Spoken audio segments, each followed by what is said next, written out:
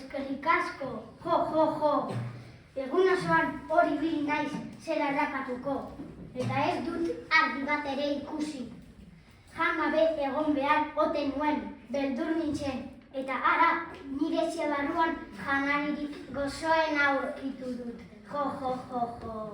Bi anerik ileaten tetende jarri zitzaizkien hankak ikaran eta gorputz oso dagarka mugila ondo aztertu ondoren tartalok honela esan zion anaizarrenari. Zu izango zara gaurko afaria, eta zu biharko bazkaria.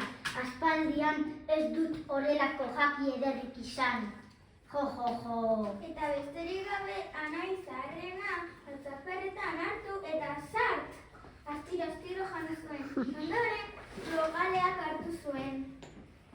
Ederki jan dut, eta orain lotara joango naiz ardi larruetara. Baina entzun txikito, etxan aurretik eraztun bat sartuko dizut eskuaren behatz batean. Eraztuna magikoa da, eta noizean behin, hemen nago, oihukatzen du. Horrela, nun zauden jakingo dut beti.